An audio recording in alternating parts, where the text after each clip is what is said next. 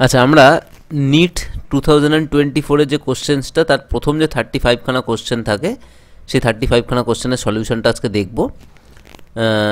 খুব তাড়াহুড়ো করে করেছি সলিউশনটা, হতে পারে কিছু কিছু জায়গায় হয়তো একটুখানি কনফিউশন থাকতে পারে তোমাদের, বা আমার ক্যালকুলেশনেও কোথাও একটু গন্ডগোল হতে পারে, সেটা একটুখানি তোমরা দেখে নিও। যদি কোথাও তোমাদের কনফিউশন থেকে থাকে বা কোনো জায়গায় যদি মনে হয় বুঝতে পারছো না, আমাকে অবশ্যই জিজ্ঞেস করতে পারো।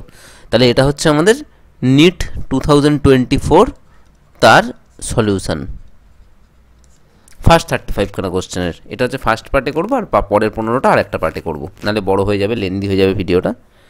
তো প্রথমে কি বলেছে দেখো, প্রথম প্রবলেমটা বলছে in an ideal transformer the turns ratio is NP by NS is equal to half. ভোল্টেজগুলো রেশিও বার করতে বলেছে সেকেন্ডারি ইজ টু প্রাইমারির। আমরা এটা একদম রেডি ফর্মুলা একটা আইডিয়াল ট্রান্সফরমারের জন্য, VS by VP is equal to NS by NP, বা VP by VS equal to NP by NS is equal to যা বেরিয়েছে সেটা 2:1 বেরোচ্ছে। একদম মানে খুব ইজি ফর্মুলা। এটা তাহলে হয়ে গেল। এবারে 2 নম্বরটা বলেছে দেখো, tightly wound 100 turns coil of radius 10 centimetre carries a current of 7 ampere. মানে একটা কয়েলের রেডিয়াস বলে দিয়েছে আমাকে, টার্ন নাম্বার বলে দিয়েছে, আর কত কারেন্ট নিয়ে যাচ্ছে সেটাও বলে দিয়েছে। সেন্টারে ম্যাগনেটিক ফিল্ড বার করতে বলেছে। তো নর্মাল যদি একটা কয়েল থাকে, তার জন্য সেন্টারে ম্যাগনেটিক ফিল্ড হয় আমরা জানি μ0I/2a, যেখানে এটা হচ্ছে রেডিয়াস।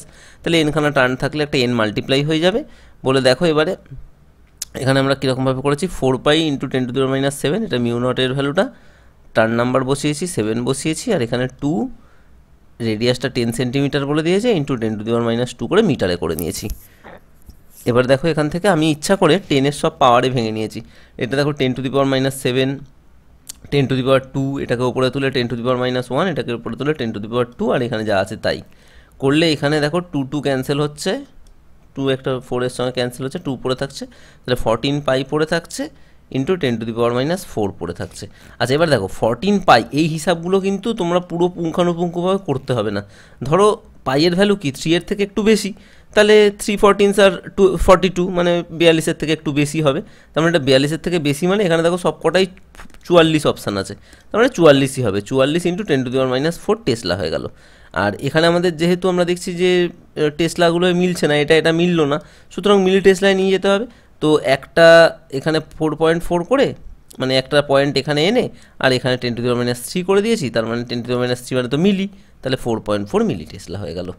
এই যে ক্যালকুলেশনের এগুলো, মানে পুরো ক্যালকুলেশন তোমাদের কিন্তু করে দেখতে হবে না, একটু বুদ্ধি খাটালে এবং তোমরা যদি প্র্যাকটিস করো এই ক্যালকুলেশনগুলো হয়ে যাবে, কারণ ক্যালকুলেটার তো ইউজ করতে দেবে না আমাদের। চলো পরের প্রবলেমটা দেখি। 3-এ বলেছে দেখো, এই প্রবলেমটা খুব সুন্দর একটা প্রবলেম। বলেছে in a uniform magnetic field of 0.049 Tesla a magnetic needle performs 20 complete অসিলেশনস in 5 second as শোন। মানে এই যে ম্যাগনেটটা দেখতে পাচ্ছ তো, নিডলটা, একে আমরা কি করেছি, ম্যাগনেটিক ফিল্ডের মধ্যে রেখেছি, একটা ইউনিফর্ম ম্যাগনেটিক ফিল্ডের মধ্যে রেখেছি। তাহলে তার উপরে একটা টর্ক কাজ করবে, টর্কের জন্য কি হবে, ও অসিলেট করবে, মানে ও তো ম্যাগনেটিক ফিল্ডের দিকে নিজেকে অ্যালাইন করার চেষ্টা করবে। তো ইকুইলিব্রিয়াম পজিশনে আসার জন্য ও যেটা করতে থাকবে, অসিলেট করতে থাকবে। তো সেই অসিলেশনটা নিয়ে বলে দিয়েছে কথা, যে 20টা অসিলেশন করে 5 সেকেন্ডে। আচ্ছা, নিডলটার মোমেন্ট অফ ইনার্সিয়া দেওয়া আছে দেখো, আর ম্যাগনেটিক মোমেন্টটা আমাকে বার করতে হবে অ্যাকচুয়ালি।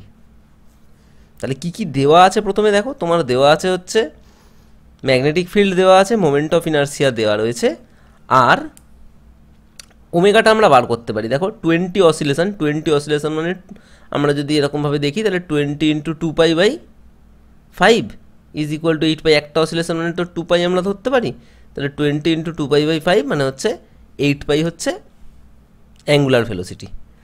এই পর্যন্ত হলো। এবারে তোমাদের হঠাৎ করে মনে হতে পারে যে এই প্রবলেম করতে গেলে এই ফর্মুলাটা মনে রাখলে তোমাদের তাড়াতাড়ি হবে, কিন্তু তোমাদের মনে হতে পারে যে এই ফর্মুলাটা আমি পেলাম কোথা থেকে। এই ফর্মুলাটা অ্যাকচুয়ালি যেখান থেকে পেয়েছি সেটা হচ্ছে, দেখো এসএইচএমের যে ইকুয়েশান আছে অ্যাঙ্গুলার কোঅর্ডিনেটে, এমনিতে এসএইচএমের ইকুয়েশান আমরা কি জানি, m d2x dt2 equal to -kx। এখান থেকে আমরা লিখি d2x dt2 plus k/m x equal to 0। এই k/m কে লিখি আমরা ওমেগা স্কোয়ার, এটা আমরা জানি। এটা হচ্ছে কার ইকুয়েশন?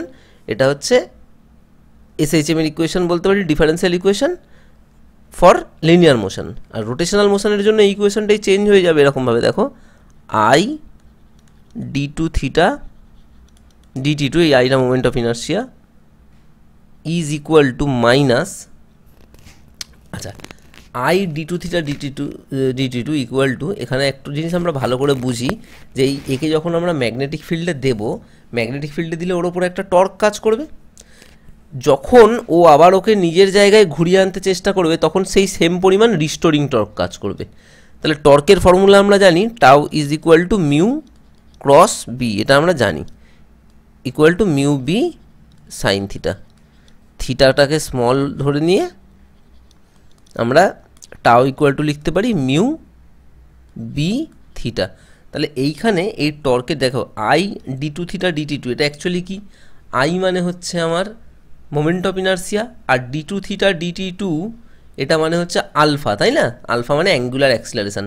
তাহলে ফোর্স মানে যেরকম মাস ইন্টু অ্যাক্সিলারেশান, তেমনই টর্ক মানে হচ্ছে moment of inertia into angular acceleration. এইটা ইকুয়াল টুই ওই রিস্টোরিং টর্কটা হবে, সেই জন্য আমরা মাইনাস দিয়ে লিখছি, মাইনাস মিউ বি থিটা, এটা দিয়ে লিখলাম। তাহলে এখান থেকে আমরা কি পাচ্ছি দেখো, এখান থেকে আমরা পাচ্ছি যে D two theta DT two is equal to minus mu B by I into theta. তাহলে এখান থেকে আমরা এটা পেয়ে যাচ্ছি, দেখো D two theta DT two plus mu B by I into theta equal to 0। তাহলে এইটা ইকুয়াল টু আমার কী হবে, এইটা ইকুয়াল টু আমার হয়ে যাবে ওমেগা স্কোয়ার। তাহলে এটা যদি আমার ওমেগা স্কোয়ার হয়ে যায়, সেইটাই এখানে বসিয়েছি, বসিয়ে এখান থেকে ক্যালকুলেশনটা করেছি। ক্যালকুলেশনটা খুব ইজি ক্যালকুলেশন, একটু দেখে নেবে। মিউ ইকুয়াল টু সব কটার ভ্যালু বসিয়েছি, জাস্ট পয়েন্ট আর টেনের যে পাওয়ারগুলো এগুলোকে একটু ইকুয়েট করে আমার 1280 পাই স্কোয়ার, এই আনসারটা আসছে এক্সের ভ্যালুটা। একটু ভালো করে এই প্রবলেমটা দেখবে। দেখো তোমাদের নিটের কোশ্চেন কিন্তু খুব সোজাই থাকে, দু একটা কোশ্চেন একটু কনসেপচুয়াল একটু অন্য ধরনের থাকে, এটা তার মধ্যে একটা। আশা করছি প্রবলেমটা বুঝতে পেরেছো, না বুঝতে পারলে আমাকে কমেন্টে অবশ্যই জিজ্ঞেস করো। এবার 4 প্রবলেমটাতে আছে, এটা একদম সিম্পল প্রবলেম। বলেছে একটা thin flat circular disc of radius 4.5 centimetre is place gently over a surface of water. আমরা জানি যে কোনো একটা যদি আমরা ডিস্ক বা ব্লেড বা এরকম ধরনের কিছুকে যদি জলের ওপরে রেখে দিই আস্তে করে, তাহলে ওটা জলের উপরে ফ্লোট করে ডিউ টু সারফেস টেনশন। তো সারফেস টেনশন বলা আছে, আর আমরা জানি যে force per unit length is equal to surface tension. তো এর রেডিয়াসটা বলা আছে, মানে এখান থেকে আমরা সার্কামফারেন্সটা পেয়ে যাব, সেটাই হচ্ছে ওর লেন্থ। তাহলে F by 2πr is equal to surface tension, সেখান থেকে ফোর্সটা আমরা পেয়ে যাচ্ছি, যেই ফোর্সটা এক্সট্রা লাগবে ওইটাকে লিফট করতে গেলে বা তুলতে গেলে। তাহলে F equal to 2πr into S 3.14 into 4.5 করলে ক্যালকুলেশন। আচ্ছা তোমাদেরকে একটুখানি একটা জিনিস আমি বলি, ক্যালকুলেশনটা কীভাবে করবে এইটা একটুখানি বলে দিই, এখানে সুবিধা হবে। তাহলে দেখো এখানে সব ভ্যালু বসেছি, 2, 3.14, 4.5, 0.07। এবারে টু দি পাওয়ারগুলো তো হিসাব তোমরা করলে, ঠিক আছে, ধরুন এটাকে আমরা এরম করে নিচ্ছি। তাহলে যদি এগুলো সব মাল্টিপ্লাই করি কত কত হবে একটু দেখি। ধরো 2কে তুমি 3 দিয়ে মাল্টিপ্লাই করছো, মোটামুটি 6 মতো হবে। 6কে তুমি 4.5 দিয়ে মাল্টিপ্লাই করছো, তার জায়গায় তুমি 4 দিয়ে ধরে নাও, কারণ মানে বুঝতে পারছো তো যে 4.5 দিয়ে করাটা তো একটু মুশকিল। যাই হোক ঠিক আছে, এটাকে 5 দিয়ে ধরে নিই আমি। কেন 5 দিয়ে ধরলাম এটা একটু বুঝতে হবে। এখানে যেমন 1/4টা কমিয়ে ধরেছিলাম, এখানে যেন 0.5টা একটু বাড়িয়ে ধরলাম, মানে খুব একটা হেরফের হবে না আর কি। আর তার সঙ্গে ধরো একটা 7 মাল্টিপ্লাই করলাম, তাহলে 5, 6 আর 30, 210। এবার 210 তো এখানে নেই, এখানে তার মানে ওই 19 পয়েন্ট, মানে 200-এর মতো কাছাকাছি আসবে, মানে ধরো 198 এইটাই আসবে। তাহলে এটা বাদ চলে গেল। এবারে দেখতে হবে এদের মধ্যে পয়েন্টের ব্যাপারটা কী আছে। দেখো এখানে 2, 3, 6, 24 বা 30, আর এখানে অবধি 30 ঠিক আছে, আর এর সঙ্গে আছে 0.07। তাহলে 30-র সঙ্গে যদি তুমি 7 মাল্টিপ্লাই করো 210, এখানে দুটোর আগে পয়েন্ট আছে, তার মানে 2.1, মানে 2.1 তো হচ্ছে না, একটু কম হচ্ছে, মানে 1.98 হচ্ছে। 1.98 থেকে যাচ্ছে, এইটাকে এই 3টে আর এই একটা 4টেকে মাল্টিপ্লাই করলে 1.98 মতো থেকে যাচ্ছে, আর তার সঙ্গে থেকে যাচ্ছে 10⁻²। তাহলে 19.8 × 10⁻³ ইকুয়াল টু 19.8 মিলি নিউটন। তোমাদের দেখে মনে হতে পারে যে ক্যালকুলেশনগুলো করাটা টাফ, কিন্তু ক্যালকুলেশন কিন্তু একটাও আমাদের করে করে দেখতে হবে না, মোটামুটি এরকমভাবে একটু অ্যাজাম্পশন করে করে এই সমস্ত ক্যালকুলেশন করা যায়, একটুখানি ভেবে নিলেই নিজেরা পারবে। এরপরের প্রবলেমটা দেখো, এই প্রবলেমটা খুব ভালো প্রবলেম, ওই জন্য আমি প্রবলেমটা করিনি, তোমাদের সামনে জিনিসটা করে দেখাবো। বলছে একটা হুইল একটা গরুর গাড়ির হুইল, বালক কাটের একটা হুইল এরমভাবে মানে ঘুরছে, পিওর রোলিং হচ্ছে, আর সেন্টার অফ মাসটা তো আস্তে আস্তে এগিয়ে যাচ্ছে, তো একটা ভেলোসিটি আছে ভি। এবার বলছে পি এর ভেলোসিটি বেশি না কিউ এর ভেলোসিটি বেশি, কোনটা বেশি মানে কোনটা ফাস্ট মুভ করছে সেই জিনিসটা বলতে বলেছে। তো এখানে একটুখানি প্রবলেমটা আমরা ভালো করে বুঝি। দেখো একটা জিনিস এখানে বলে দেয়নি যদিও, সেটা হচ্ছে আমাদেরকে কিন্তু প্রবলেমটা একটা বাইরের রেফারেন্স ফ্রেম থেকে দেখতে হবে, মানে বাইরে থেকে যেন কেউ গরুর গাড়ির চাকাটাকে দেখছে, মানে সেন্টার অফ মাসের ফ্রেম মানে গরুর গাড়ির চাকার সেন্টারে বসে বসে দেখলে কিন্তু হবে না, এটা বাইরে থেকে আমরা যেন প্রবলেমটাকে দেখছি। তাহলে দেখো এই হচ্ছে আমার ধরো গরুর গাড়ির চাকা, আমরা এখানে যে কোনো একটা পয়েন্টকে ধরে নিচ্ছি, ধরো এ পয়েন্ট ধরে নিচ্ছি, আমি হচ্ছে এই পয়েন্টের রেসপেক্টে আমরা বি পয়েন্টের রেসপেক্টে আমরা ঘটনাটা দেখছি। তাহলে এর পজিশনটা কোনটা হবে, এই বি পয়েন্টের রেসপেক্টে, মানে এটা হচ্ছে আউটসাইড ফ্রেম, যার রেসপেক্টে আমাকে করতে হচ্ছে আউটসাইড ফ্রেমের রেসপেক্টে, এটা হচ্ছে এর পজিশন। দেখো আচ্ছা, আউটসাইড ফ্রেমের রেসপেক্টে সেন্টার অফ মাসের পজিশন কোনটা, এটা হচ্ছে সেন্টার অফ মাসের পজিশন। আর আউটসাইড আর সেন্টার অফ মাসের রেসপেক্টে এই যে পয়েন্টটা ধরেছিলাম, আমি সার্কেলের মধ্যে যে পয়েন্টটা ধরেছিলাম এ পয়েন্টটার পজিশনটাকে আমি ধরে নিচ্ছি, ধরো কী ধরবো, এটাকে ধরো আর বি ধরে নিচ্ছি, এটাকে আর সি এম ধরে নিচ্ছি, এটাকে আর এ ধরে নিচ্ছি, এটা ধরে নিলাম। তার মানে এ পয়েন্টটাকে আমি দু জায়গা থেকে দেখতে পারি, একটা হচ্ছে সেন্টার অফ মাস থেকে যদি আমি দেখি তাহলে আমি দেখব হচ্ছে আর এ ভেক্টর দূরে, আর যদি আমরা বি পয়েন্ট থেকে অর্থাৎ বাইরে থেকে যদি দেখি তাহলে আমরা দেখব এতে। এবারে একটু ভালো করে প্রবলেমটা বুঝবে, এই প্রবলেমটা আমি টাইম দেবো, যদিও এই প্রবলেমটা কমন প্রবলেম তবুও একটুখানি পিওর রোলিংয়ের ক্ষেত্রে এই প্রবলেমটা তোমাদেরকে বুঝিয়ে টাইমটা আমি দিয়ে ব্যাপারটা বোঝাবো তোমাদেরকে। আচ্ছা একটা জিনিস ভাবো, ধরো তুমি যদি এইখানে বসে থাকতে, মানে তুমি যদি সেন্টার অফ মাসেই বসে থাকতে, সেন্টার অফ মাসে বসে থাকলে তোমার কাছে লিনিয়ার মোশনটা বোঝা সম্ভব হতো না, তুমি শুধু কি দেখতে, তুমি যদি সেন্টার অফ মাসে বসে থাকতে তাহলে দেখতে এই যে পি পয়েন্ট আর কিউ পয়েন্ট বা এ পয়েন্ট, এই পয়েন্টগুলো আস্তে আস্তে এরমভাবে সরে এরমভাবে সার্কুলার পাতে ঘুরছে, কারণ তুমি তো লিনিয়ার মোশনটা বুঝতে পারছো না, কারণ তুমি তো সেন্টার অফ মাসেই বসে রয়েছো, তাই না? তাহলে তুমি যদি সেন্টার অফ মাসে বসে থাকতে তাহলে তোমার কাছে কি মনে হতো, তোমার কাছে মনে হতো যে এই পার্টিকেলগুলো পিওর একটা সার্কুলার মোশন করছে। তার মানে এই যে ভেলোসিটিটা, এই ভেলোসিটিটা হচ্ছে সবসময় একটা কনস্ট্যান্ট সার্কুলার ভেলোসিটি বা একটা মানে ট্যানজেন্সিয়াল একটা ভেলোসিটি সবসময় থাকতো। কিন্তু বিয়ের রেসপেক্টে কিন্তু ব্যাপারটা তাই নয়। বিয়ের রেসপেক্টে কীরকম ব্যাপার একটু দেখি, যদি আমি পজিশন ভেক্টরগুলোকে লিখি তাহলে দেখো আমরা লিখতে পারি R B vector is equal to R C M vector plus R A vector. এবার আমরা যদি ডিফারেন্সিয়েট করি উইথ রেসপেক্ট টু টাইম, তাহলে আমরা দেখো পাবো ভেলোসিটি, এই বি মানে হচ্ছে আর কিছুই না, বি পয়েন্টের রেসপেক্টে যে ভেলোসিটি দেখছি। আচ্ছা আর সি এম এর যদি করি এটা তাহলে কার ভেলোসিটি হবে, এটা হচ্ছে সেন্টার অফ মাসের ভেলোসিটিটা হবে।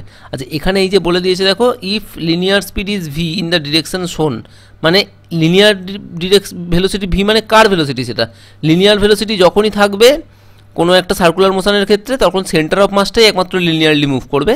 তার মানে এই ভেলোসিটিটা আমাকে বলে দিয়েছে ভি, মানে ডিআরসিএম ডিটি করলে আমরা পাবো ভি প্লাস এই যে আর এ, এই আর এ মানে হচ্ছে এর ভেলোসিটিটা, মানে এ পয়েন্টটা যে ভেলোসিটিতে মুভ করছে সেই ভেলোসিটিটা হচ্ছে আর এ। এটার আমি একটা নাম দিয়ে দিচ্ছি, আমি ধরলাম ভি এই নাম দিয়ে দিলাম। তাহলে V B is equal to কী হয়ে গেল, মানে তুমি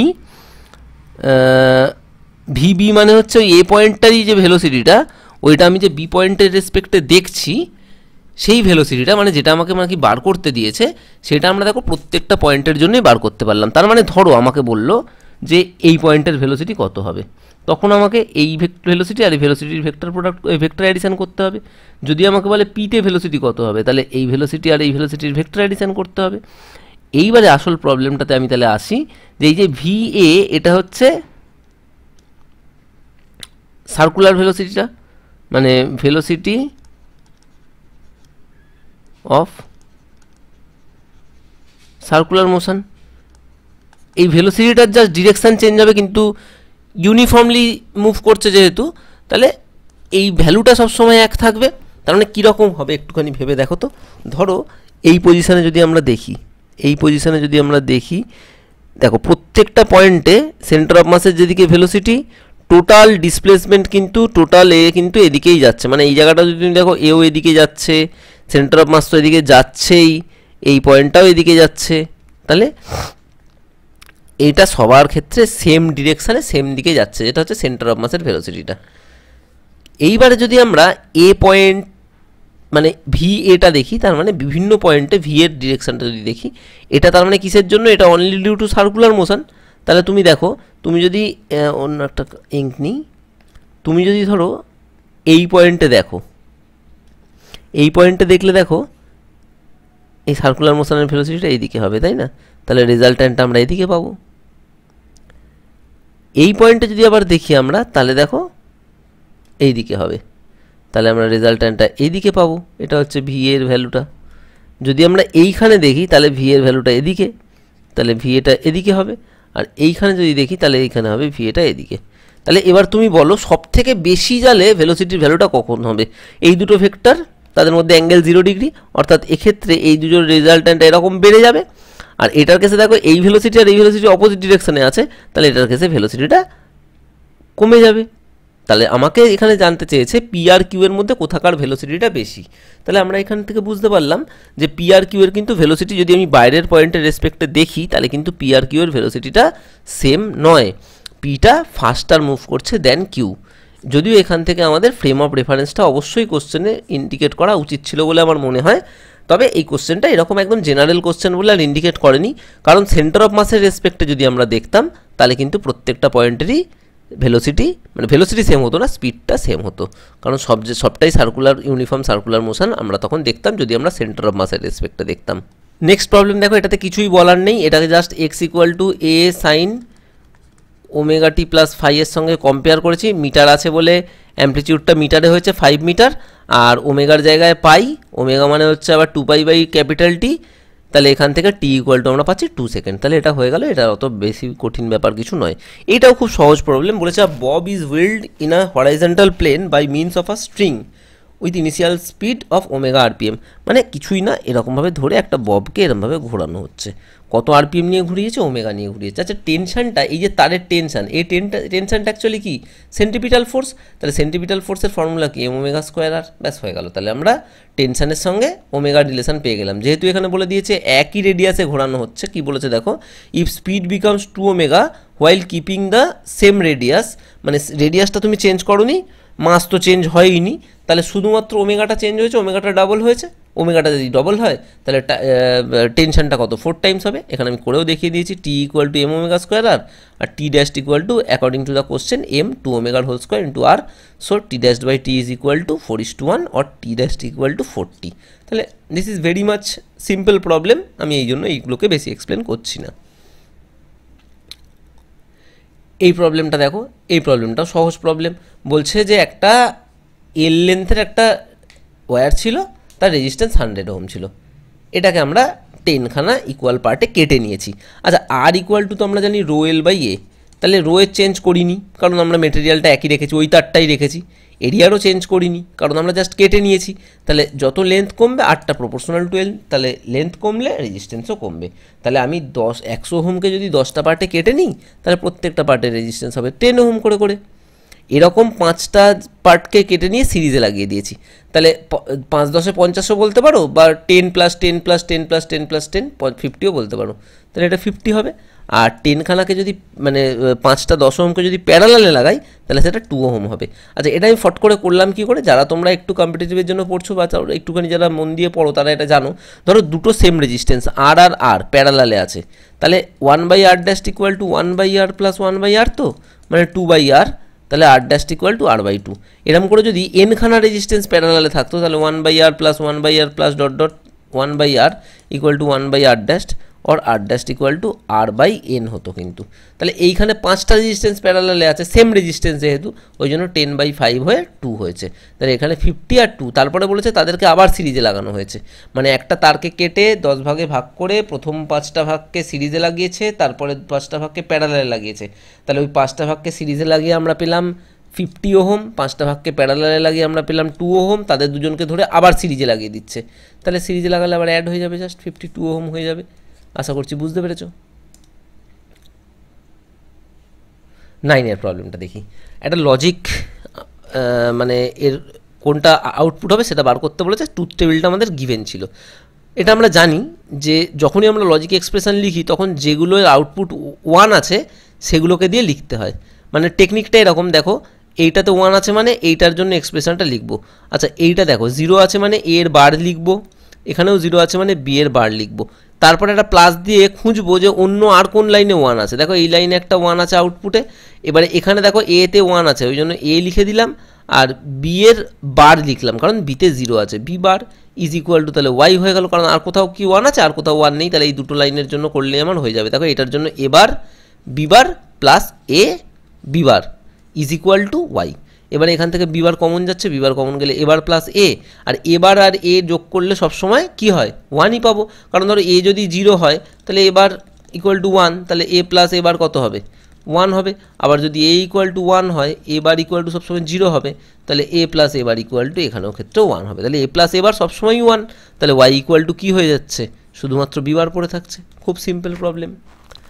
the quantities which have same dimension of solid angle. আচ্ছা সলিড অ্যাঙ্গেল কি? সলিড অ্যাঙ্গেলের ফর্মুলা যারা জানো তারা জানো, ডি ওমেগা দিয়ে লেখা হয়, এটা হচ্ছে ডিএস বাই আর স্কোয়ার, এটা এরিয়া আর এটা হচ্ছে রেডিয়াসের স্কোয়ার। তাহলে আমার কোনো ঝামেলা নেই, এরিয়া মানে মিটার স্কোয়ার, এটা মানেও মিটার স্কোয়ার, তার মানে এটা হচ্ছে ডাইমেনশনলেস কোয়ান্টিটি। তাহলে সলিড অ্যাঙ্গেলের কোনো ডাইমেনশন নেই, সলিড অ্যাঙ্গেলের ইউনিট আছে স্টেরেডিয়ান, কিন্তু সলিড অ্যাঙ্গেলের কোনো ডাইমেনশন নেই। তার মানে বলছে আর কার কার ডাইমেনশন নেই? আমরা জানি অ্যাঙ্গেলের ডাইমেনশন নেই, তাহলে অ্যাঙ্গেলের ডাইমেনশন নেই। আর স্ট্রেন মানে কি? স্ট্রেন মানে হচ্ছে change in length by original length, বা change in volume by original volume.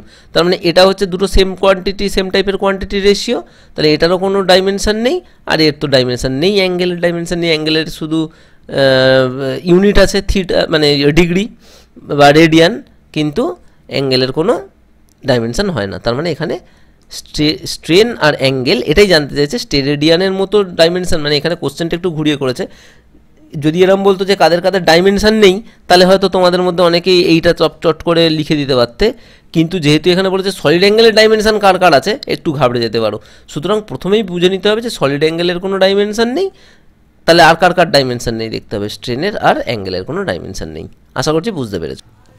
দেখো এই প্রবলেম তো খুব সোজা, একটা সেল বলেছে, সেলের গায়ে চার্জ ছড়ানো রয়েছে, আর এটা তোমরা জানোই যে সেলের ভেতরে আমাদের চার্জ ঢোকাতে কোনো ওয়ার্ক ডান করতে হয় না, বা পোটেনশিয়াল মানে সেম পোটেনশিয়াল থাকে, মানে সারফেসেও যা পোটেনশিয়াল থাকে ভেতরেও তাই পোটেনশিয়াল থাকে। তোমরা পোটেনশিয়ালের সঙ্গে ডিস্টেন্সের এই গ্রাফটা তো দেখেইছো, এরকম থেকে তারপরে এরকমভাবে চেঞ্জ হয়। তাহলে এখানেও যা পোটেনশিয়াল সারফেসে, সেন্টারেও তাই পোটেনশিয়াল, তাহলে পোটেনশিয়াল ডিফারেন্সটা কত হবে? 0 হবে। এখানে মেটেরিয়ালের সঙ্গে সাসেপ্টিবিলিটি দিয়েছে, আমি অপশানগুলো লিখিনি, জাস্ট এখানে দাগ দিয়ে দিয়েছি। দেখো ডায়াম্যাগনেটিক হচ্ছে রিপেল করে হালকা করে, ওই জন্য সাসেপ্টিবিলিটির মানে নেগেটিভ হয়, মানে নেগেটিভ মানে হচ্ছে 1-এর থেকে -1-এর থেকে অনেকটাই ছোট, কিন্তু নেগেটিভ ভ্যালু হয়। আর প্যারাম্যাগনেটিকের ক্ষেত্রে হচ্ছে হালকা পজিটিভ হয়, অল্প একটু পজিটিভ হয়, এটা যেমন অল্প একটু নেগেটিভ, এটা অল্প একটু পজিটিভ হয়। আর ফেরোম্যাগনেটিকের ক্ষেত্রে হচ্ছে সাসেপ্টিবিলিটিটা ভেরি গ্রেটার দ্যান 1 হয়, আর নন ম্যাগনেটিক মানে সাসেপ্টিবিলিটির কোনো গল্পই নেই। এইটা কিচ্ছু না, এটা তোমরা যারা ম্যাগনেটিক মেটেরিয়াল চ্যাপ্টারটা একবার রিডিং পড়েছো, ফেরোম্যাগনেটিক, ডায়াম্যাগনেটিক, প্যারাম্যাগনেটিকের ডিফারেন্সটা একটুখানি পড়েছো, তারাই কিন্তু এই প্রবলেমটা খুব ইজিলি করতে পারবে, টাফ কিচ্ছু নেই। এর পরের প্রবলেমটা দেখো, এখানে এই কোশ্চেনটা দেখো, আমি এই কোশ্চেনটা না ক্যালকুলেশন করেও করতে পারতাম, তোমাদেরকে একটা মানে তোমাদের যাতে মনটা শান্তি পায় ওই জন্য একটা ক্যালকুলেশন করে দেখিয়েছি, আর বাকি তোমাদেরকে একটা ট্রিকটা বলে দিচ্ছি। দেখো কিচ্ছু না, এরকমভাবে প্রথমে আমরা ধরো n ইকুয়াল টু 1 2 3 4 5 6, 6-এর বেশি নেই, 6-এর বেশি নেই। এবারে বলছে যে এর মধ্যে কোনটার কী ওয়েভলেন্থ হবে, তোমার ক্যালকুলেশনের কিচ্ছু দরকার নেই। দেখো সব থেকে বেশি যার এনার্জি, সব থেকে কম তার ওয়েভলেন্থ। এখানে মজার ব্যাপার হচ্ছে প্রত্যেকটাই যেহেতু 2-তে পড়েছে, সুতরাং এই প্রবলেমটার কেসে দেখো একটা 6 থেকে 2-এ পড়েছে, একটা 5 থেকে 2-এ পড়েছে, একটা 4 থেকে 2-এ পড়েছে, একটা 3 থেকে 2-এ পড়েছে। তাহলে এর এনার্জি হচ্ছে লেস, এর এনার্জি সব থেকে কম, এনার্জি লেস, কারণ ছোট জাম্প। আর এটা বড় জাম্প দিয়েছে মানে এর এনার্জি হচ্ছে ম্যাক্সিমাম। তাহলে যার এনার্জি ম্যাক্সিমাম তার ফ্রিকোয়েন্সি ম্যাক্সিমাম। ই ম্যাক্স ইন্ডিকেট করছে ফ্রিকোয়েন্সি ম্যাক্স, ইন্ডিকেট করছে ওয়েভলেন্থ মিনিমাম। তার মানে 6 থেকে 2 লাভ দিলে সব থেকে ছোটো ওয়েভলেন্থ হবে। তাহলে 6 থেকে 2-এর জন্য আমি খুঁজে বার করলাম এই 4টে অপশানের মধ্যে সব থেকে ছোটো কোনটা, এটা সব থেকে ছোটো, 6 থেকে 2-এর এটা হবে। 5 থেকে 2-এ তারপর, মানে এখান থেকে এই অঙ্কটা হচ্ছে ছোটো থেকে বড় সাজানো দিয়েছে আর কি, আর কিচ্ছু না। 5 থেকে 2-এ দেখো তার থেকে একটু বড় হবে, তাহলে এর পরের বড়টা কোনটা, এইটা, ব্যাস হয়ে গেল। 4 থেকে 2-এ তার থেকে বড়টা 486 আছে, আর 3 থেকে 2-এ সব থেকে কম এনার্জি, তার মানে সব থেকে বেশি ওয়েভলেন্থ 656। এটা আমরা কোথা থেকে পেলাম, এটা তোমরা জানো সবাই, আমরা জানি E equal to H nu equal to H C by lambda. এখান থেকে বুঝতে পারছি ই বেশি হলে নিউ বেশি হবে, ল্যামডা ছোটো হবে, ব্যাস প্রবলেম শেষ। এবারে ধরো যদি একটু অন্যান্য অরবিট থাকতো, এরম থাকতো, তাহলে কীভাবে ক্যালকুলেশন করতে, সেইটার জন্য আমি একটুখানি তোমাদেরকে এইখানে একটা ক্যালকুলেশন করে দেখেছি, যে তাতে করেও মিলবে। কিন্তু তুমি যদি বাড়িতে এরমভাবে ক্যালকুলেশন করো, কিন্তু আমাদের তো ধরো কম্পিটিটিভ এক্সামের টাইমটা একটা মেন ফ্যাক্টর, তো এখানে আমরা ক্যালকুলেশনটা এরমভাবে করবো না। তাহলে দেখো এখানে ই ইজ ইকুয়াল টু আমার কী আছে 13.6 1/nf² - 1/ni²। এটা হচ্ছে বোর্স থিওরি থেকে, এই ফর্মুলাটা কিন্তু আমাদের একটু মনে রাখতে হবে, খুব কাজে লাগবে। এবারে আমি করেছি দেখো প্রথমেরটাই করেছি, তাহলে ফাইনাল হচ্ছে 2-এ পড়েছে, তাহলে 1/4 হয়েছে, আর এটা 1/9 হয়েছে, তাহলে এইটা বেরোলো এত ইলেকট্রন ভোল্ট বেরোলো। আচ্ছা এইখানে দেখো 4 9 36 হচ্ছে এলসিএম, তাহলে এখানে 9 - 4 ইজ ইকুয়াল টু 5 থাকছে, তাহলে 5 × 13.6/36 ইলেকট্রন ভোল্ট, এটা হচ্ছে আমার এনার্জি বেরোলো। আর এটা তো তোমরা পড়েইছো, এক্সে যখন পড়েছো তোমরা, তখন পড়েছো এটা একটা, যারা কম্পিটিটিভ এক্সাম দেবে এই ফর্মুলাটা তাদের সবার জানা আছে, যে ল্যামডা যদি আমরা ন্যানোমিটারে বার করতে চাই, if I want to calculate lambda in nanometre, then 1240 divided by energy in electron volt, এটা করলেই হয়ে যায়। তাহলে 1240 করলাম, আর এখানে যে ইলেকট্রন ভোল্টের এনার্জিটা বেরিয়েছিল সেটা বসিয়ে দিয়েছি, জাস্ট পুট করে দিয়েছি 5 × 13.6/36, এটা পুট করেছি। এবার দেখো এখান থেকে এটা 248 মতো মোটামুটি হচ্ছে। এই ক্যালকুলেশন করা এমন কোনো ব্যাপার না, তোমাদের যেরকমভাবে শেখাচ্ছি ওরকমভাবে শেখালে এমনিতেও হবে। ধরো এটা 248 মতো হচ্ছে তো, আর এটা 13 মানে অলমোস্ট 3 মতো হচ্ছে, তাহলে 13 এখানে করলে অলমোস্ট 3 মতো হচ্ছে, এটা 248 হচ্ছে, এটা 248 হচ্ছে, এটা 3-এর থেকে একটু কম হবে ওই মোটামুটি। ধরো তাহলে এটা যেমন 200-র থেকে একটু বেশি আছে, এটা 3-এর থেকে একটু কম আছে, তার মানে দুটো গুণ করলে মোটামুটি 600-র মতো আসছে, 656 আমার অপশানে আছে।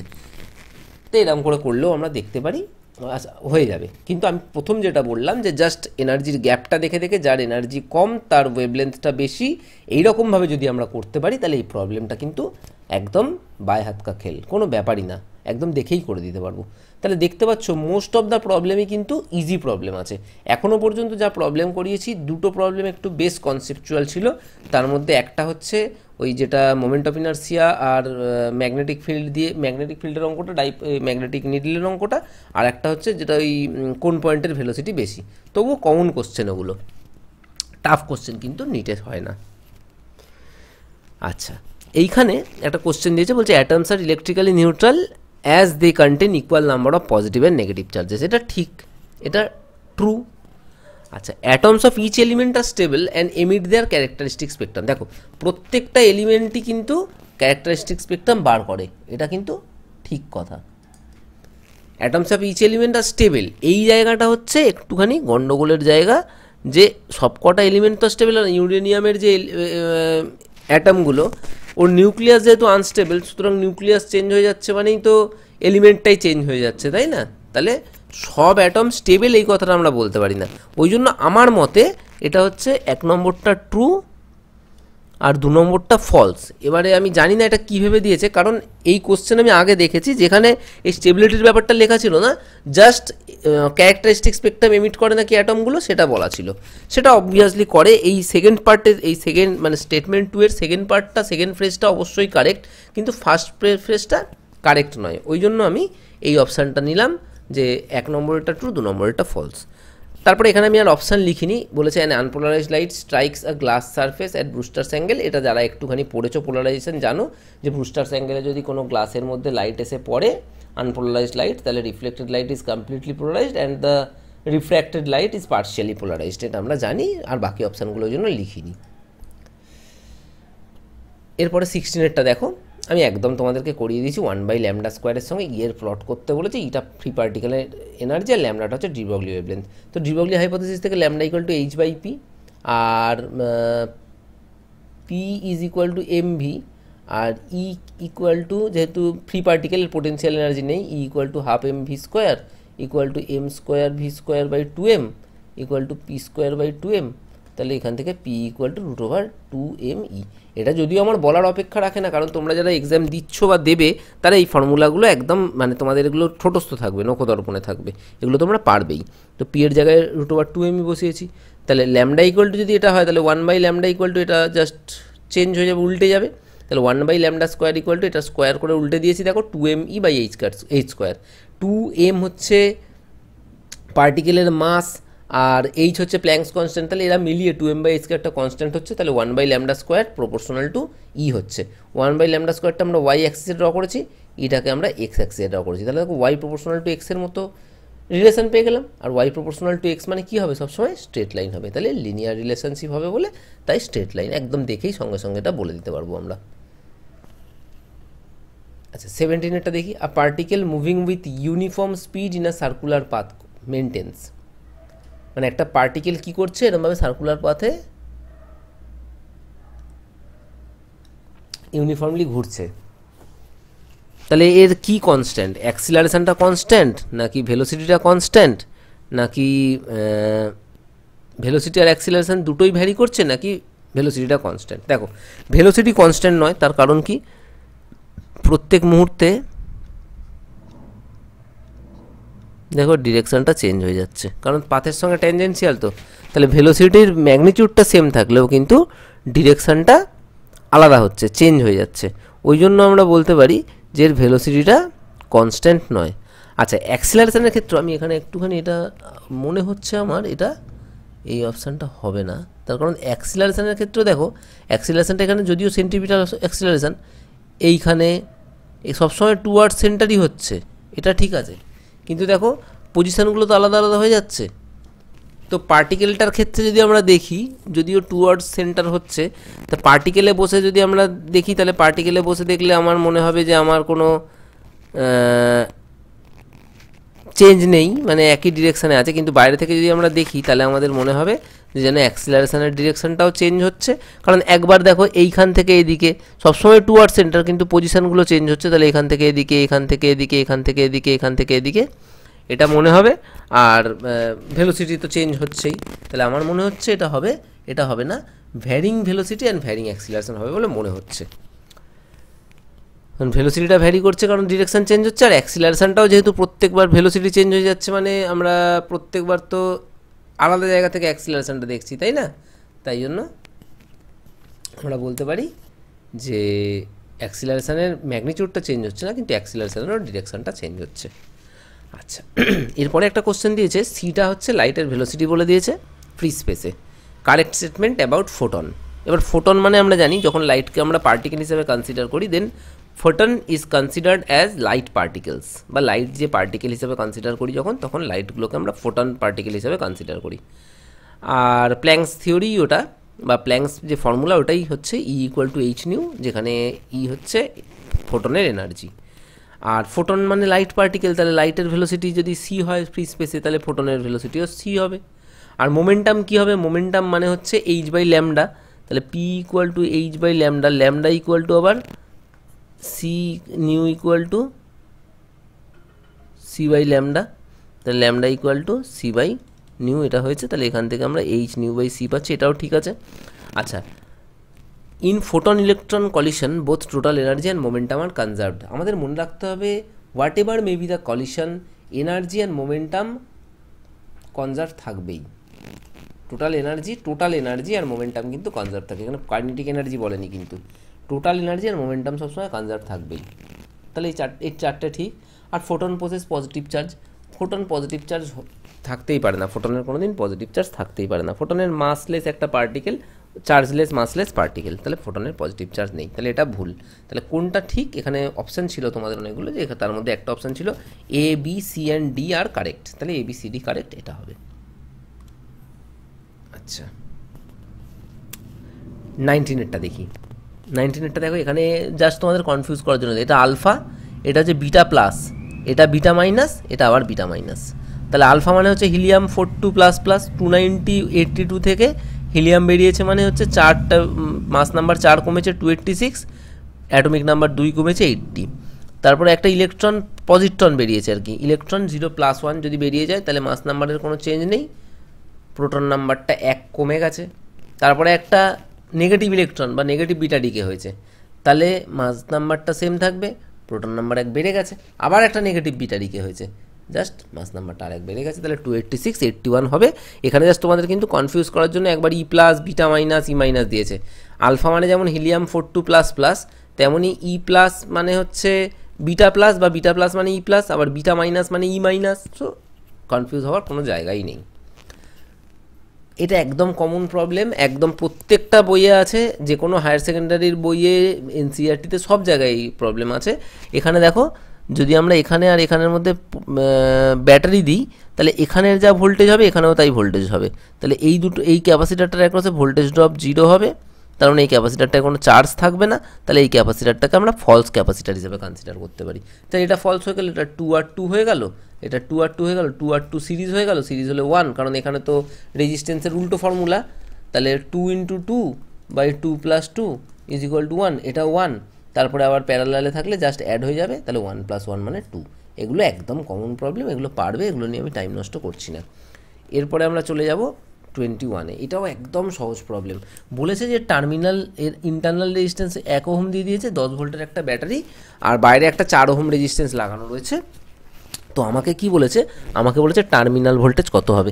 আমরা এখান থেকে যদি আমরা জাস্ট কারচফস ল লাগাই, বা যদি ওহমস ল লাগাই, তাহলে আমরা দেখো E minus IR is equal to I capital R পাবো।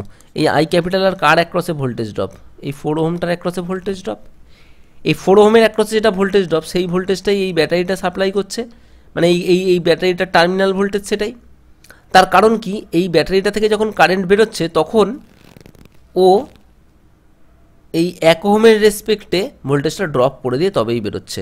তার মানে এইটা হচ্ছে আমার এই ভি টার্মিনাল ভোল্টেজ, আর এটা হচ্ছে লস্ট ভোল্টেজ, যেটা মানে যে ভোল্টেজটা আমার ইন্টারনাল রেজিস্ট্যান্সের অ্যাক্রসে লস হয়। তাহলে এখানে আমাদের ইন্টারনাল রেজিস্ট্যান্সও জানি আর ক্যাপিটাল আরও জানি, এটা ক্যাপিটাল আর ধরেছি, এটাকে আমরা স্মল আর ধরেছি। তাহলে টোটাল কারেন্টটাকে বার করে নিলাম, টোটাল কারেন্ট বার হয়ে গেল 2 অ্যাম্পিয়ার। তারপরে আমরা IR, মানে আমরা যেহেতু টার্মিনাল ভোল্টেজ বার করতে দিয়েছে, তাহলে আমি আই ক্যাপিটাল আর করে দিলাম, 2 × 4 = 8 ভোল্ট। খুব সোজা প্রবলেম, মানে এটাও একদম কিন্তু মানে বোর্ডসেও এরকম কোশ্চেন হয়, এত সোজা কোশ্চেন বোর্ডসেও হয়। 22, if the monochromatic source in Young's double slit is replaced by white light. এটা তোমরা জানো, এটা তোমাদের বইয়ে কোশ্চেনে লেখা রয়েছে, একদম ডেটাবেস কোশ্চেন একটা, যে যদি মানে যেহেতু ইয়ংস ডাবল স্লিট এক্সপেরিমেন্টের ক্ষেত্রে ধরো এই দুটো হোল, এইটা সেন্ট্রাল ফ্রিঞ্জ থাকে, এখানে যেহেতু কোনো পাথ ডিফারেন্স থাকে না, তাহলে সব লাইটগুলোই এসে একসঙ্গে পড়ে।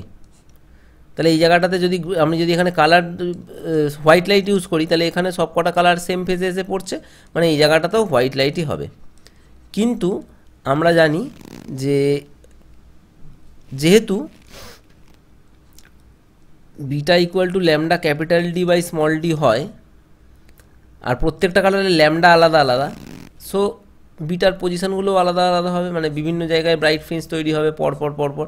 ধরো এখানটায় রেডের জন্য ব্রাইট ফ্রিঞ্জ তৈরি হচ্ছে, এখানটা ভায়োলেটের জন্য ব্রাইট ফ্রিঞ্জ তৈরি হচ্ছে, এখানে অন্য কালারের জন্য ব্রাইট ফ্রিঞ্জ তৈরি হচ্ছে। তাহলে এইটুকু জায়গায় আমরা কি দেখতে পাবো, একটা কালার জেনারেল ইলুমিনেশন দেখতে পাবো না? ওটাই বলেছে যে তাহলে সেন্ট্রালটা সবসময় হোয়াইট হবে, আর ফিউ কালার ফ্রিঞ্জেস মানে আশেপাশে রঙিন ফ্রিঞ্জ দেখতে পাবো। এই প্রবলেমও কত সোজা প্রবলেম দিয়েছে দেখো, একটা 10 নিউটন ফোর্স দিয়ে এরকম একটা সংস্থাকে ঠেলা হচ্ছে, একটা 2 কেজি সিস্টেম, একটা 3 কেজি একসঙ্গে টাচ করানো আছে, ফ্রিকশনলেস টেবিল আছে, মানে ফ্রিকশন কিছু নেই। তাহলে টোটাল অ্যাক্সিলারেশন বার করে নিয়েছি প্রথম। এবারে বলেছে এ ব্লক বি ব্লককে কত ফোর্স দিয়ে ঠেলছে।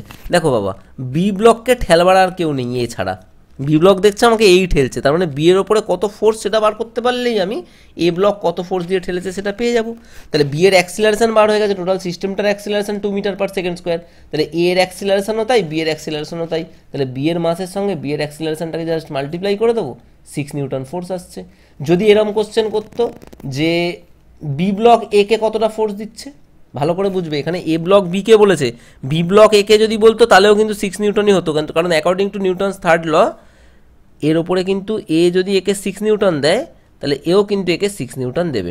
আর যদি বলতো এর ওপরে নিট কত ফোর্স কাজে লাগছে, এর ওপরে নিট ফোর্স হচ্ছে 4 নিউটন, কারণ দেখো এদিকে 10 নিউটন এদিকে 6 নিউটন, তাহলে আলটিমেট নিট 4 নিউটন। তাহলে এর ওপরে নিট 4 নিউটন, এর ওপরে নিট 6 নিউটন, একে 6 নিউটন দিয়েছে, এও কিন্তু একে 6 নিউটন দিয়েছে। এগুলো মাথায় রাখবো একটুখানি। 24-এরটাও খুব ইজি প্রবলেম ছিল, একটা পিভি ডায়াগ্রাম দিয়েছে, আমি এই ভ্যালুগুলো একদম ইম্পর্টেন্টই না ওই জন্য ছোটো ছোটো করে লিখেছি। এখানে বলেছে বি থেকে সি এর মধ্যে ওয়ার্ক ডান কত, তাহলে আমরা জানি ওয়ার্ক ডানের ফর্মুলাই হচ্ছে পি ডিভি, মানে ভলিউমের যদি চেঞ্জ না হয় বা আইসোকোরিক প্রসেস যদি হয়, মানে সম আয়তনী প্রসেস যদি হয়, তাহলে সেখানে কৃতকার্য সবসময় শূন্য হয়। তাহলে এখানে বি থেকে সিতে যখন আমি উঠে যাব তখন আমার ভি এর কোনো পরিবর্তন হবে না, তাহলে ভি এর যদি পরিবর্তন কিছু না হয় তাহলে ডিভি ইকুয়াল টু কত হবে, 0 হবে। ওই জন্য ওয়ার্ক ডানটা আমার কত হয়েছে, ওয়ার্ক ডানটা আমার হয়েছে 0। তাহলে এটা 4-এর অপশানটা, তাহলে 24 হয়ে গেল। এইবারে আমরা আসছি 25। এটা কি বলবো বলো, এখানে বলেছে the maximum elongation of a steel wire of 1 metre length, মানে এল বলে দিয়েছে 1 metre, if the elastic limit of steel and Young's modulus respectively are, এটা ইলাস্টিক লিমিট বলে দিয়েছে আর এটা ইয়ংস মডিউলাস বলে দিয়েছে। আমার এক স্টুডেন্ট ইলাস্টিক লিমিট দেখে ঘাবড়ে গিয়ে এই প্রবলেমটা করেনি, তো আমার খুব খারাপ লেগেছে সেই জিনিসটাতে।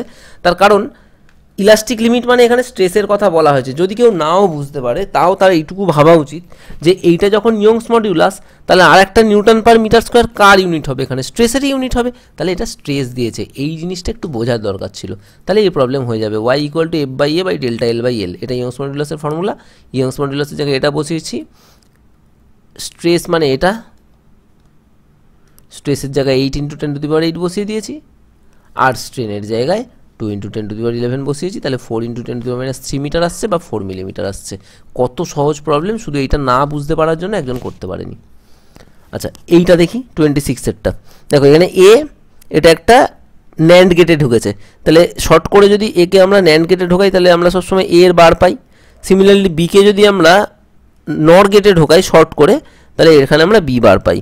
এইবারে এখানে কি হচ্ছে দেখো, এটা একটা নর গেট, তাহলে এ বার প্লাস বি বার তার হোল বার, মানে আগে অর গেটটার জন্য এবার প্লাস বি বার, আর এখানে যেহেতু বাবল আছে মানে নট গেট একটা সামনে লাগানো আছে মানে আবার হোল বার, তাহলে এইটা হয়ে গেল আমার এবার প্লাস বি বার তার হোল বার। এটা আমরা একদম ডিমর্গানস থিওরেম দিয়ে ভেঙে নেব। ডিমর্গানস থিওরেমটা কি ছিল, এ প্লাস বি এর bar is equal to A bar dot B bar, এটা দিয়ে ভেঙেছি। এ বারের বার ডট বি বারের bar equal to A dot B, এটা মানে হচ্ছে তাহলে অ্যান্ড গেট। খুব সোজা কোশ্চেন ছিল। এইবারে কি বলেছে, two bodies A and B, আমি এ আর বি লিখিনি, লিখে দিচ্ছি, এটা এ এটা ধরো বি, সিমিলারলি এটা এ এটা বি, এটা এ এটা বি, বলছে দুটো body A and B of same mass, দুটোরই mass same, undergo complete inelastic one dimensional collision. Inelastic collision মানে পরিষ্কার কথা হচ্ছে যেখানে একটা বডি আরেকটা বডির সঙ্গে গিয়ে আটকে যায়। The body A moves with velocity v1 while b is at rest before collision, মানে কলিশনের আগে এম এর মানে বি বডিটার কোনো ভেলোসিটি ছিল না আর এই বডিটা v1 ভেলোসিটি নিয়ে মুভ করছিল। আর বলছে কলিশনের পরে টোটাল সিস্টেমটা v2 নিয়ে মুভ করছে, তাহলে v1 v2 রেশিও চেয়েছে। এবারে একটা জিনিস দেখো, আমি বলেছি একটু আগে একটা প্রবলেমে বলছিলাম যে কলিশন হলে আর কিছু হোক না হোক মোমেন্টাম আর এনার্জি কনজার্ভ হবেই। এখানে এনার্জির ঝামেলা করার দরকার নেই, কারণ এখানে পোটেনশিয়াল এনার্জি আমরা বার করতে পারবো না, কিন্তু লিনিয়ার মোমেন্টামটা একদম ডেফিনেটলি কনজার্ভ হবে। তাহলে লিনিয়ার মোমেন্টামের ফর্মুলা কি, mass into velocity. One dimensional collision হয়েছে মানে ভেক্টরের কোনো ঝামেলা নেই, ওয়ান ডাইমেনশনাল তো খুব সহজ ব্যাপার। তাহলে প্রথম পার্টিকেলটার প্রথম বডিটার মাস ছিল এম, ভেলোসিটি ছিল v1, তাহলে এম v1। দ্বিতীয় বডিটার মাস এম, ভেলোসিটি 0, তাহলে এম ইন্টু 0। আর পরে দুজনে একসঙ্গে আটকে গেছে, তাহলে এটা 2m হয়ে গেছে আর এর ভেলোসিটি v2, তাহলে M v1 plus M zero is equal M into 0 is equal to 2m v2। এটা হচ্ছে মোমেন্টাম, এটা আফটার হয়েছে মানে ভরবেগ হয়েছে কলিশনের পরে, আর এটা হচ্ছে কলিশনের আগে টোটাল ভরবেগ ছিল। আর ভরবেগের কনজারভেশন বলছে এই দুটো ইকুয়াল, তাহলে এই দুটো ইকুয়াল করে এখান থেকে আমি পাচ্ছি M v1 is equal to 2m v2, mm কেটে যাচ্ছে, তাহলে v1 by v2 is equal two 2:1। একদম সহজ প্রবলেম। 28 বলছে, আচ্ছা সোলার সেলের যারা একটুখানি পড়াশোনা করেছো সবাই জানো এটা ফোর্থ কোয়াড্রেন্টে গ্রাফ হয়, সোলার সেলের ভিআই ক্যারেক্টারিস্টিক ফোর্থ কোয়াড্রেন্টে হয়। আর এখানে বিয়েরটা বলেছে in a reverse biased PN junction diode the current measured in micro ampere is due to majority charge carrier. এটা কিন্তু রিভার্স কারেন্ট সবসময় মাইনরিটি ক্যারিয়ারের জন্য হয়, মেজরিটি ক্যারিয়ারের জন্য হয় না। তাহলে রিভার্স বায়াসে যে কারেন্টটা ফ্লো করছে সেটা মাইনরিটি ক্যারিয়ারের জন্য হয়, মেজরিটির জন্য হয় না। তাহলে এটা ফলস স্টেটমেন্ট, এটা ট্রু স্টেটমেন্ট। এবার 29-এরটা দেখো। আচ্ছা 29-এরটা কী বলেছে, বলছে দেখো ছবি এঁকে দিয়েছে দুটো সলিনয়েডের, আর বলেছে একটা মাঝখানে একটা ম্যাগনেট, স্ট্রং ম্যাগনেটকে যেরকমভাবে দেখিয়েছে 1 নম্বর সলিনয়েড থেকে 2 নম্বরের দিকে মুভ করানো হচ্ছে।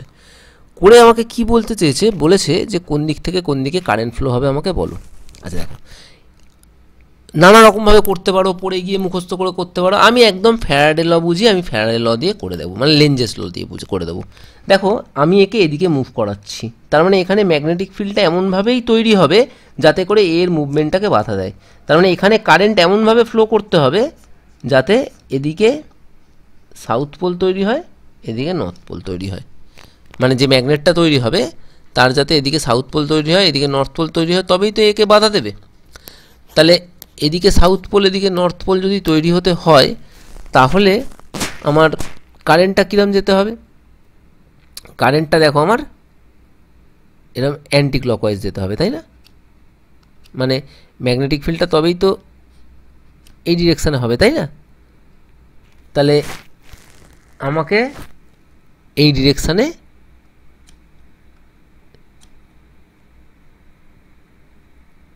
তার মানে এখান থেকে এরকম ঢুকেছিল, তার মানে বি থেকে কারেন্ট ঢুকেছে, এই ঘুরতে ঘুরতে ঘুরতে ঘুরতে সিএ এসছে, বুঝতে পেরেছো? আর এইখানে এর থেকে যেহেতু এ দূরে চলে যাচ্ছে তাহলে এ কী চেষ্টা করবে, এ চেষ্টা করবে একে কাছে টানার। তাহলে এ যদি কাছে টানার চেষ্টা করে তাহলে এখানে কী পোল তৈরি হবে, এখানে তৈরি হবে সাউথ, এখানে তৈরি হবে নর্থ। তাহলে এখানে ম্যাগনেটিক ফিল্ডটা হচ্ছে এইদিকে, এইদিকে যদি ম্যাগনেটিক ফিল্ড হয় তাহলে কারেন্ট কীরকম হবে, কারেন্ট তাহলে ক্লকওয়াইজ হবে। আর যদি বলো যে কারেন্ট ক্লকওয়াইজ কেন হচ্ছে, তার জন্য তুমি ফ্লেমিংয়ের রাইট হ্যান্ড রুলটা দেখে নেবে, ফ্লেমিংয়ের রাইট হ্যান্ড রুল বলছি, রাইট হ্যান্ড থাম্ব রুল দেখে নেবে তুমি, রাইট হ্যান্ড থাম্ব রুল দিয়ে বুঝতে পারবে যে ক্লকওয়াইজ হলে তবে এদিকে ম্যাগনেটিক ফিল্ড হয়। তার মানে এই ক্ষেত্রে কারেন্টের ডিরেকশন হবে এই এই এই এই, তার মানে এ থেকে ঢুকছে বিতে গিয়ে বেরোচ্ছে, ওই জন্য এ বি অ্যান্ড ডিসি। তার মানে এখানে ডি থেকে ঢুকছে সিতে গিয়ে বেরোচ্ছে, ওই জন্য ডিসি, আর এখানে এ থেকে ঢুকছে বিতে গিয়ে বেরোচ্ছে। আমি এরমভাবেই মনে রাখি, মানে লেঞ্জেস ল দিয়ে মনে রাখলে মানে খুব সুবিধা হবে আমার আর কি। মানে এখানে নর্থ এখানে সাউথ, তাহলে এখানে কীরকম ম্যাগনেট তৈরি হলে তবে একে অপোজ করবে, এদিকে সাউথ তৈরি হতে হবে, এদিকে সাউথ তৈরি হয়, এদিকে নর্থ তৈরি হয়, মানে এদিক থেকে এদিকে ম্যাগনেটিক ফিল্ড হওয়া, এদিক থেকে এদিকে ম্যাগনেটিক ফিল্ড হওয়ার জন্য জাস্ট রাইট হ্যান্ডটা বসিয়ে দেখে নেবে, রাইট হ্যান্ড থাম্ব রুলটা বসিয়ে দেখে নেবে যে কোন দিকে কারেন্ট গেলে কোন দিকে ম্যাগনেটিক ফিল্ড হচ্ছে। তো অবশ্যই এখানে অ্যান্টি ক্লকওয়াইজ কারেন্ট গেলে তবেই এদিক থেকে এদিকে ম্যাগনেটিক ফিল্ড হবে, আর এখানে ক্লকওয়াইজ কারেন্ট গেলে তবে এদিক থেকে এদিকে। এখানের জন্য কেন করলাম, কারণ এ দেখছে যে এ চলে যাচ্ছে দূরে, তাহলে এর কাজ হবে লেঞ্জের সূত্র অনুযায়ী একে কাছে টানা, একে কাছে টানতে গেলে এখানে ম্যাগনেটের সাউথ পোল তৈরি হতে হবে, এখানে ম্যাগনেটের নর্থ পোল তৈরি হতে হবে। এই কনসেপ্ট থেকে আমি এই প্রবলেম করি। আচ্ছা এই প্রবলেমটা কি দিয়েছে, একটা অ্যাসারশন দিয়েছে, বলেছে যে the potential at any axial point at 2 metre distance r from the centre of the dipole of dipole moment vector P of magnitude, মানে ডাইপোল মোমেন্টটা বলে দিয়েছে, পি বলে দিয়েছে, আর ভোল্টেজ বলে দিয়েছে, ডিস্টেন্স বলে দিয়েছে, আর এখানে একটা ওই ভোল্টেজেরই ফর্মুলাটা দিয়েছে। এটা অ্যাসারশন, এটা রিজন বলেছে। আচ্ছা ইলেকট্রিক ফিল্ডের ফর্মুলা আমরা জানি, ডাইপোলের অ্যাক্সিসের কোনো পয়েন্টে 1/4πε0 2p/r³ হয়। V equal to minus EDR বা E dot DR infinity to R করলে এখান থেকে দেখো আমি জাস্ট ইন্টিগ্রেশনটা পারফর্ম করেছি 1/4πε0 p/r² আসছে। তাহলে প্রথমেই বুঝে গেলাম যে এখানে যে ভোল্টেজের ফর্মুলাটা বা পোটেনশিয়ালের ফর্মুলাটা দিয়েছে এই ফর্মুলাটাই ভুল ফর্মুলা, তাহলে রিজনটা ফলস এখান থেকে বুঝে গেলাম। এবারে যেটা অ্যাসারশন দিয়েছে সেই অ্যাসারশনের জায়গায় আমি এই ভোল্টেজের ভ্যালুটা বার করব, যদি এই ভ্যালুটা আসে তাহলে বুঝবো ট্রু, যদি না আসে তাহলে বুঝবো ফলস। কোন ফর্মুলা দিয়ে করবো, তাহলে এই ফর্মুলা দিয়ে করবো, কারণ আসল ফর্মুলা তো আমার এটা, তাহলে এই ফর্মুলায় পুট করেছি। দেখো 1/4πε0 জায়গায় 9 × 10⁻9 পুট করেছি, পি এর জায়গায় 4 × 10⁻6, আর আর স্কোয়ারের জায়গায় 2 স্কোয়ার মানে 4 পুট করেছি, করে আমি দেখছি 9 × 10⁻3 ভোল্ট আসছে। তার মানে এখান থেকে বুঝলাম আমরা অ্যাসারশনটা কারেক্ট ছিল, but reason was false in that question. আচ্ছা এই প্রবলেমটাও একদম সোজা কোশ্চেন, একটা কনস্ট্যান্ট ফোর্সের ইনফ্লুয়েন্সে একটা পার্টিকেলের এইরকম ফর্মুলা অনুযায়ী ডিসপ্লেসমেন্ট চেঞ্জ হচ্ছে, পাওয়ার বার করতে বলেছে। তো আমরা জানি যে ওয়ার্ক ডান ইকুয়াল টু হচ্ছে ফোর্স এফ ডট এস, আর ডিডাব্লিউ ডিটি মানে হচ্ছে আমার power, is equal to F DSDT. কেন এফ ডিএসডিটি করলাম? কারণ দেখো এখানে ফোর্সটা কনস্ট্যান্ট বলে দিয়েছে, তাই না? ইনফ্লুয়েন্স অফ ফোর্স 5 নিউটন, মানে ফোর্সের কোনো চেঞ্জ নেই, তাহলে এফ ইন্টু ভি। আচ্ছা, ভি কী করে পাবো? এস যদি হয় 2t-1, ডিএসডিটি করলে আমি ভি পেয়ে যাবো, ডিএসডিটি করে 2 পেয়ে গেছি, তাহলে 5 ইন্টু 2, 5 হচ্ছে ফোর্স, 2 হচ্ছে ভেলোসিটি, তাহলে পাওয়ার হয়ে গেল 10 ওয়াট। এটা একদম ক্লাস 11-এর প্রথমেই করেছো, প্রথম যখন স্কুলে প্র্যাকটিক্যাল করতে গেছো তখনও এই প্রবলেমটা করেছো। একটা ভার্নিয়ার ক্যালিপার্সের n+1 ডিভিশন মেন স্কেলের n ডিভিশনের সঙ্গে কোইনসাইড করেছে। একটা মেন স্কেলের ডিভিশন যদি 0.1 মিলিমিটার হয় তাহলে ভার্নিয়ার কনস্ট্যান্টটা বার করতে বলেছে সেন্টিমিটারে। তোমরা 10 ঘর 9 ঘরের সঙ্গে মিলেছে, বা 20 ভার্নিয়ার স্কেল ডিভিশন 19-এর সঙ্গে মিলেছে, এরকম প্রবলেম করেছো। এখানে n+n আর n দিয়েছে, তো আমাদের কী problem? n+1 vernier scale division equal to n MSD, তাহলে 1 VSD equal to n by n+1 MSD. তাহলে ভার্নিয়ার কনস্ট্যান্ট মানে হচ্ছে একটা এমএসডি মাইনাস 1 ভিএসডি। 1 এমএসডি মানে হচ্ছে 1 এমএসডি রাখলাম, আর 1 ভিএসডির জায়গায় n বাই n+1 এমএসডি লিখে দিলাম। তাহলে এই ক্যালকুলেশন করলে হচ্ছে 1 বাই n+1 এমএসডি। একটা এমএসডি মানে বলে দিয়েছে 0.1 মিলিমিটার বা 0.01 সেন্টিমিটার। তাহলে 1 বাই n+1 আর 0.01 আছে মানে 1 বাই 100, তাহলে 1 বাই 100 ইন্টু n+1 সেন্টিমিটার। তাহলে কত অপশানটাই ছিল? একের অপশানটাই ছিল। ওকে, এবারে আমরা 33টা একটু দেখে নিই। 33 এর এই প্রবলেমটাও ইজি প্রবলেম, কিছুই না, মাসের ভ্যালু দিয়ে দিয়েছে, লেন্থ বলে দিয়েছে, একটা রডের মিড পয়েন্টের রেসপেক্টে যে পারপেন্ডিকুলার অ্যাক্সিসটা আছে তার রেসপেক্টে মোমেন্ট অফ ইনার্সিয়া বার করতে বলেছে। এর ফর্মুলা তোমাকে মুখস্থ করে যেতে হবে এক্সামে, কারণ ক্যালকুলেশন করতেই পারো কিন্তু অনেক টাইম যাবে। I equal to 1/12 ml², just value put করেছি, L² ইকুয়াল টু 72 বেরিয়েছে। দেখো একদম সোজা ব্যাপার, সব ভ্যালু পুট করে L² 72 বেরিয়েছে। এবারে কার স্কোয়ার মোটামুটি 72 হতে পারে, এটা তো হবে না। এর স্কোয়ার 400, এর স্কোয়ারও অনেক বেশি, তাহলে একমাত্র এই পড়ে থাকছে, মানে 8 8 আর 64, তার থেকে একটু বেশি 72, তার মানে 8.5, এটাই হওয়ার চান্স বেশি, মানে এটাই হবে আর কি। এরপরের এই প্রবলেমটা খুব ভালো প্রবলেম, ফর্মুলা দিয়ে করতে পারো। এটা ফর্মুলা আমি মুখস্থ করার একদমই প্রেফারেন্স দিই না এই প্রবলেমটার ক্ষেত্রে। এখানে কি বলেছে? একটা রাইট অ্যাঙ্গেল প্রিজম আছে, মানে এই কোণটা সমকোণ বলে দিয়েছে 90 ডিগ্রি, এরকম একটা সমকোণী প্রিজম আছে। আর অ্যাঙ্গেল অফ ইনসিডেন্স 30-এ ঢুকেছে, যেরকমভাবে ট্রাভেল করেছে দেখিয়েছে ওরমভাবে লাইটটা ট্রাভেল করেছে, আর এসি পাথ ঘেসে বেরিয়ে গেছে। তাহলে মিউ এর ভ্যালু বা রিফ্র্যাক্টিভ ইন্ডেক্সের ভ্যালু বার করতে বলেছে। আচ্ছা, আমি কি করেছি দেখো, খুব সিম্পল। এটা প্যারালাল লাইন বলেছে, এটা যেহেতু প্যারালাল লাইন বলেছে তাহলে এই অ্যাঙ্গেলটা হচ্ছে 90। কেন 90? এটা 90 কেন আমাকে এক্ষুনি জিজ্ঞেস করতে পারো, এই অ্যাঙ্গেলটা 90 কেন? আচ্ছা দেখো, এই যদি কোয়াড্রিল্যাটারালটা দেখো ভালো করে, যদি এই চতুর্ভুজটা দেখো, এই চতুর্ভুজের দেখো এই কোণটা 90 ডিগ্রি, কারণ এটা রাইট অ্যাঙ্গেল প্রিজম বলেই দিয়েছে, রাইট অ্যাঙ্গেল প্রিজম হওয়ার দরুন এই কোণটা 90 ডিগ্রি। আচ্ছা, এই কোণটা 90 ডিগ্রি কেন? কারণ এটা হচ্ছে লম্ব টানা হয়েছে, তাই না? এই রেখা দুটো তো প্রিজমের এই যে রিফ্র্যাক্টিং সারফেস, এর থেকে লম্ব টানা হয়েছে, তাহলে এই অ্যাঙ্গেলটা 90 ডিগ্রি, মানে এই অ্যাঙ্গেলটা 90 ডিগ্রি, এই অ্যাঙ্গেলটাও 90 ডিগ্রি। তাহলে এটা যদি 90 হয়, এটা যদি 90 হয়, এটা যদি 90 হয়, একটা চতুর্ভুজের 4টে অ্যাঙ্গেল মিলে 360, তাহলে এটা অবশ্যই 90 হবেই। তাহলে আমি যেটা বললাম ওটা হচ্ছে, তাহলে এইটাও হচ্ছে আমার 90 ডিগ্রি, এটা 90। এটাকে আমরা ধরেছি আর, এটা 30, এটা ধরেছি আর। এটা যদি আর হয়, এটা যদি 90 হয়, এটা তো একটা ত্রিভুজ, তার মানে 3টে অ্যাঙ্গেল মিলিয়ে 180 ডিগ্রি। তাহলে এটা আর যদি হয়, এটা যদি 90 হয়, so this must be 90 minus R. এবারে জাস্ট আমরা স্নেলস ল পুট করেছি, sine I by sine R is equal to mu 2 by mu 1। আমি কি মনে রাখতে বলি? আমি মনে রাখতে বলি যেই মিডিয়ামের অ্যাঙ্গেল তার অপোজিট মিডিয়ামের রিফ্র্যাক্টিভ ইন্ডেক্স। দেখো, sine 30 by sine r equal to এই মিডিয়ামের রিফ্র্যাক্টিভ ইন্ডেক্স বাই এই মিডিয়ামের রিফ্র্যাক্টিভ ইন্ডেক্স। তাহলে sine 30 by sine R is equal to এই মিডিয়ামের রিফ্র্যাক্টিভ ইন্ডেক্স বাই এই মিডিয়ামের refractive mu by 1 by mu. আচ্ছা, এইটার কেসে কী হচ্ছে? সাইন 90 মাইনাস আর, আর এই অ্যাঙ্গেলটা কত? 90 ডিগ্রি। তাহলে আই এর জায়গায় হয়ে যাচ্ছে 90 minus r, sine 90 minus r by sine 90 degree is equal to এইটার মিউ বাই এইটার মিউ, মানে যেটার অ্যাঙ্গেল, যেই মিডিয়ামের অ্যাঙ্গেল তার অপোজিট মিডিয়ামের refractive index. Sine 90 minus r মানে এই মিডিয়ামের অ্যাঙ্গেলটা লিখেছি, তাহলে অপোজিট মিডিয়াম মানে বাইরের মিডিয়ামটা রিফ্র্যাক্টিভ ইন্ডেক্স। এখানে সাইন 90 ডিগ্রি এই অ্যাঙ্গেলটা লিখেছি, তাহলে এই ভেতরের মিডিয়ামটা রিফ্র্যাক্টিভ ইন্ডেক্স। জাস্ট উল্টো রিলেশন এরকমভাবে লিখে নিয়েছি। তাহলে এখান থেকে আমরা পাচ্ছি cos R is equal to 1/μ, আর এখান থেকে পাচ্ছি sine R is equal to sine 30/μ। তাহলে এবারে দুটোকে স্কোয়ার করে অ্যাড করে দিয়েছি, তাহলে sine square theta plus cos, sine square R plus cos square R 1 হয়ে গেছে। এখানে পড়ে আছে sine square 30 degree by mu square plus 1/μ square. Sine square 30 মানে হচ্ছে সাইন 30 ভ্যালু হাফ, তার মানে 1/4μ square plus 1/μ square equal to 5/4μ square. তাহলে মিউ ইকুয়াল টু আমি পেয়ে গেছি √5/2। সিম্পল প্রবলেম একদম। 35 কী আছে প্রবলেমে? বলেছে একটা প্ল্যানেট আছে যার মাসটা হচ্ছে আর্থের মাসের 1/10 আর ডায়ামিটার বা রেডিয়াস হচ্ছে হাফ। তাহলে ওর অ্যাক্সিলারেশন ডিউ টু গ্র্যাভিটি বার করতে বলেছে। আর্থেরটা আমি জানি 9.8, এটা আমরা জানি 9.8 বলে। তাহলে gm/r², এটা ফর্মুলা অ্যাক্সিলারেশন ডিউ টু গ্র্যাভিটির।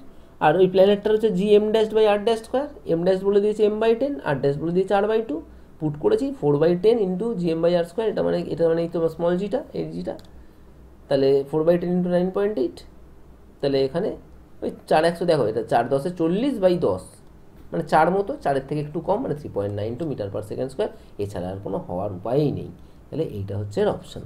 তাহলে 35খানা কোশ্চেন্স আমি মোটামুটি ওই 1 ঘন্টা টাইম হয়নি এখনও, তার মধ্যে আমি তোমাদেরকে বুঝিয়ে দিলাম।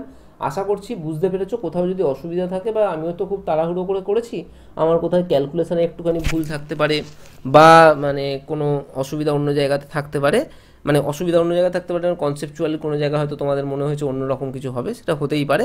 তো সেইটা যদি হয়, সেই জিনিসটা আমাকে বলো, আমি তাহলে আবার কারেকশান করে নেবো যদি আমার কোথাও ভুল থাকে। এবং তোমরা একটু থরলি দেখো, কারণ আমি খুব তাড়াতাড়ি করেছি সলিউশানটা। এর পরের ভিডিওয়ে আমি বাকি 15খানা প্রবলেমের ভিডিও আবার দেবো।